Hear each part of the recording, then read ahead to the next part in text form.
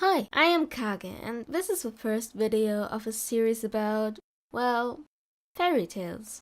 So let's talk about The Little Mermaid. The fairy tale itself was written by a Danish author called Hans Christian Andersen, and the original version of it isn't as sugar-coated as Disney is trying to make us to believe. The whole fairy tale is basically about, who would have guessed that, the Little Mermaid, who's the youngest and most graceful daughter of the 6 children of the Ocean King. Sounds familiar, doesn't it? Well, she didn't have any bubbly sidekick to remind her of rules she's about to break anyway, no pun intended. But geez, she really was selfish.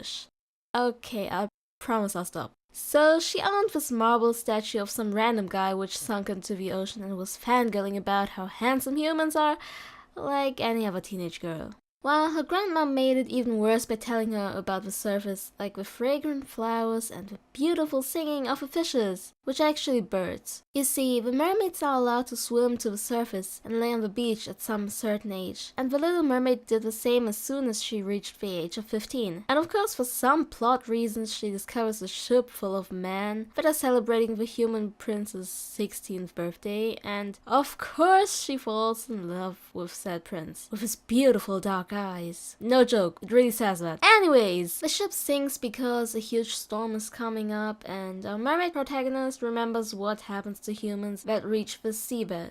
They die. So she saves them and leaves them on the beach so people can find them. But when she sees that a girl picks him up and they are smiling at each other, she gets all worked up about it and starts stalking him after finding out where his castle is. However, she also discovers that human beings have a soul, unlike the mermaids which don't have one, which means that they won't ascend into the air after their death, and the only possibility to get a soul is being loved by a human. So, like any other person in this situation, she goes to the sea witch, which isn't some evil tentacle villain like Disney is trying to picture her. Actually, she won't return as an important character in the plot. Anyways, the Little Mermaid gives the sea witch her voice in order to get her legs to see her prince. I have to add here that the witch basically told her about the risks, like that she will never return to her family ever again, that every step with her feet will feel like she's walking on blades and nails, and that she will turn into sea foam if the prince won't love her back. Yay! The Little Mermaid got her legs and was soon found by her beloved prince, who didn't recognize her at all because he was unconscious when she saved him. But he started liking her a lot because of her expressive eyes and her kind nature. But he didn't love her. He even told her that she reminds him of the only girl he could ever love, the woman who found him at the beach when he was about to die. But you see, she's part of a great temple, so he won't be able to be with her, which calms the mermaid down. However, for the sake of a plot and the kingdom, the prince had to marry the princess of the neighbor kingdom, which is, surprise, the temple maiden. Yeah, sucks to be you, mermaid princess. The prince and the temple maiden are getting married, and the Little Mermaid is thinking about dying because she will turn into sea foam as soon as the first ray of sunlight reaches her. Set the wedding night, she walks out, they are all on a ship by the way, and notices her sisters that cut their hair off in exchange for a magical dagger, which they gave to her to stab the prince. And now she got 2 options. First, she stabs the person she loves, but who doesn't love her back, and whom she sacrificed literally everything in her life for, to make his blood turn her legs into a fishtail again, so she could live 300 years more before dying. Or second, she just let him live and dies instantly. Of course, she chose option number 2, but instead of dying, she turns into an air spirit to do good deeds for 300 years in order to receive an immortal soul to achieve true happiness.